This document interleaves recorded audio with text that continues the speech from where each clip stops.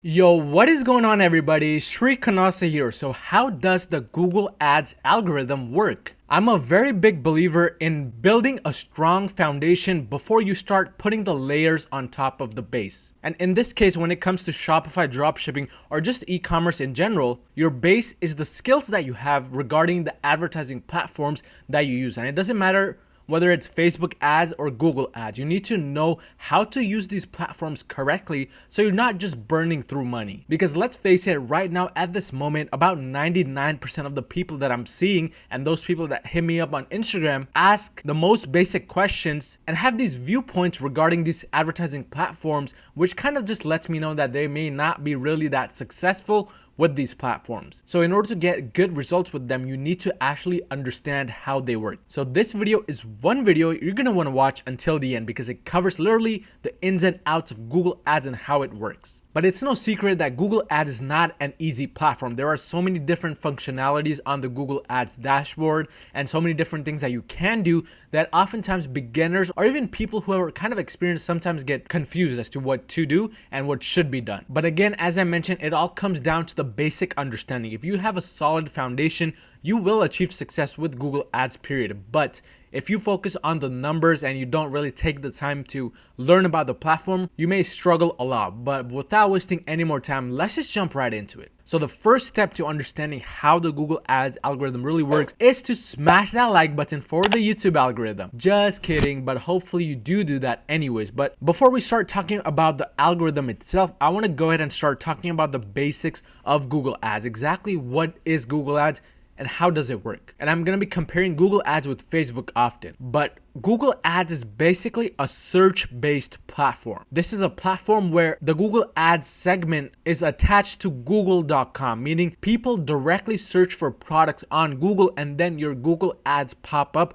for those search queries. So in this case, no targets, and I quote targets because I will be comparing it to Facebook very soon, but no targets are chosen like you would do on Facebook. So if you've already had some experience with Facebook ads or you have watched some videos on Facebook ads, you know that with Facebook ads, you choose one audience or maybe multiple different audiences to the Facebook ads and then supply some advertisements to those specific ad sets, and then your campaign starts running to those specific audiences that you have chosen. In this case with Google, you're not doing the same thing because there's no section in Google Ads when you're creating the campaign which lets you choose these audiences. So you may be thinking, how does Google then find those correct audiences for us? How do we get our ad shown to the right people? Well, the thing is, the audience comes to you. You don't go towards the audience, unlike with Facebook ads. And there are multiple different ways as to how this can be achieved. But to have the right audience come towards you and your website, you need to understand that the keywords in your titles, descriptions, and image alt tags determine your audience. This is why I constantly hammer in my YouTube videos that you need to be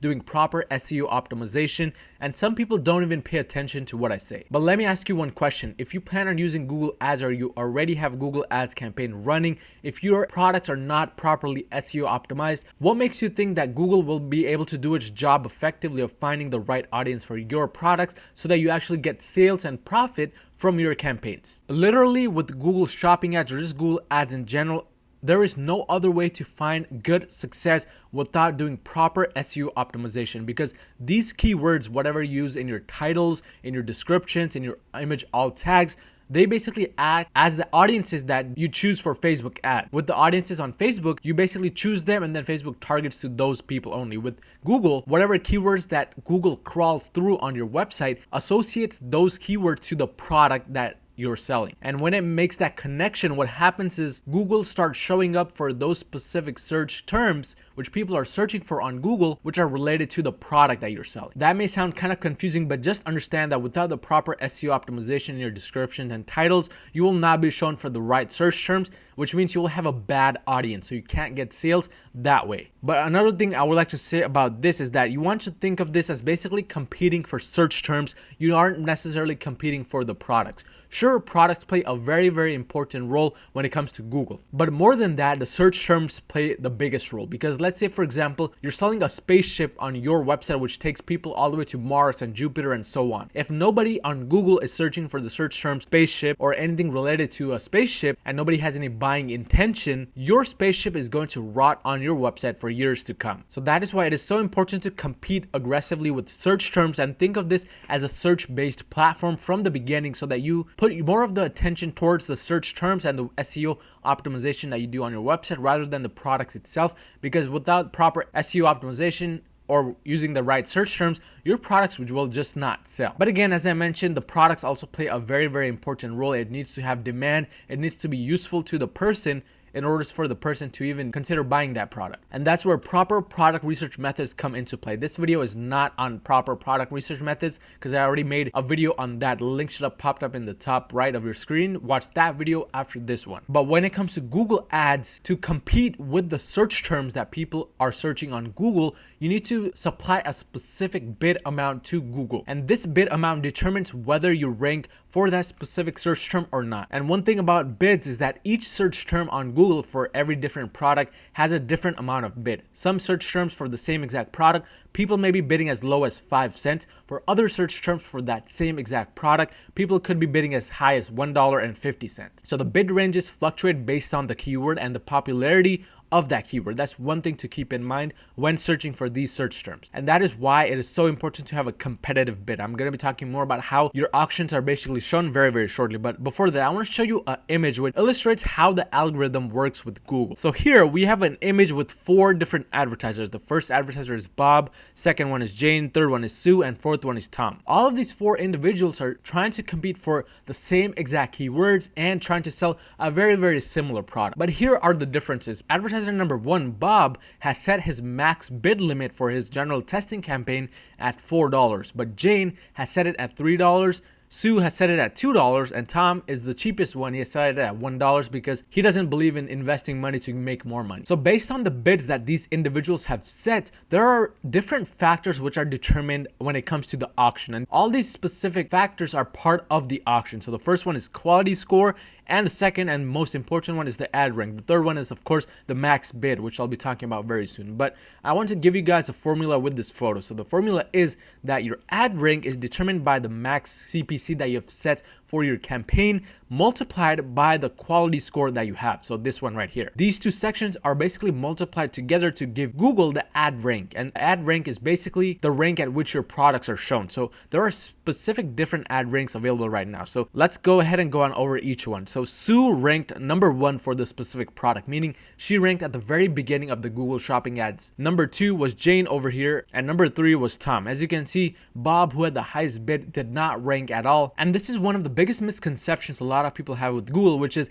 if I set my bid at the highest possible, I'm going to win all of the auctions. I'm going to have tons and tons of sales. That is one big misconception because as you can see in this photo, Bob clearly lost the auction despite having the highest bid. And there are several reasons as to why that happened. The main one that you want to understand is that the part of the equation which makes up the ad rank, which is basically where you rank, was the quality score. And in Bob's case, he had a low quality score. There are different factors which determine what your quality score is. Some include the CTR, meaning the click-through rate of your ads, the landing page experience, meaning do people come onto your website and then immediately leave, also known as the bounce rate, or do they come on your website, browse around, and actually maybe add something to cart, initiate checkout, maybe even purchase.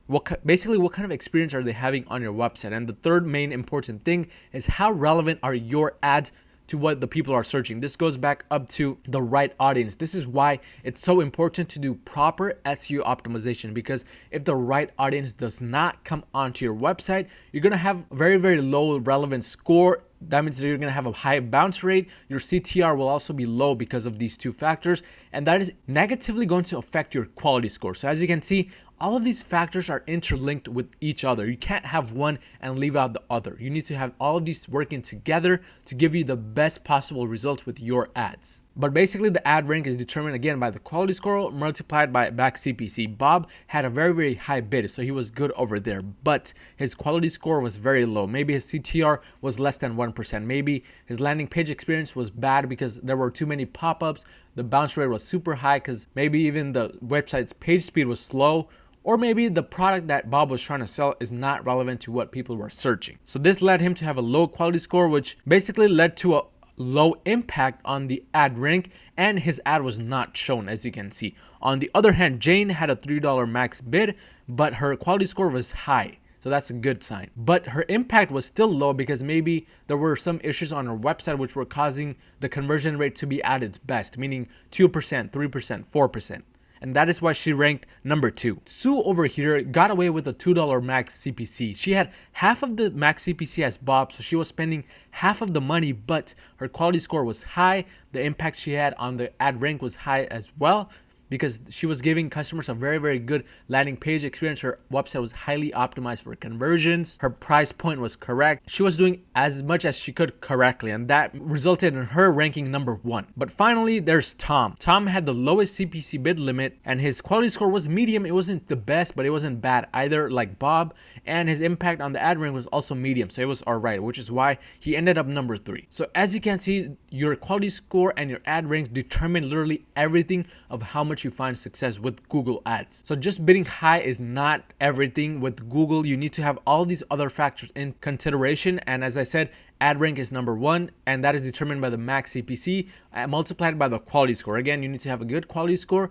And in order to improve this, you can watch my video on optimization of your Google Ads. I'll leave the link in the description as well. But that brings me to the real point of this video, which is the Google Ads algorithm and how it works. So when it comes to the Google Ads algorithm, you need to understand that Google has literally millions and millions of dollars of spend data. This means Google is able to detect the right audience correctly as long as you provide Google with the relevant keywords in the titles and descriptions, image alt tags, as long as maybe this is optional by the way, but maybe you provide the Google product category for your Google ad. Again, if you're not sure what this is and how to set it up, it's set up in your shopping feed, and I'll have the link for this video as well in the description. But this one is optional. You need to 100% do this though, and that is have relevant keywords, because without relevancy, you're just not going to find success with Google Ads, period, no matter what you do. And the third and main important thing is that your product complies with ad policies, because if your products don't comply with Google's ad policies, they're going to get disapproved. And when your merchant center account has tons and tons of products which are disapproved,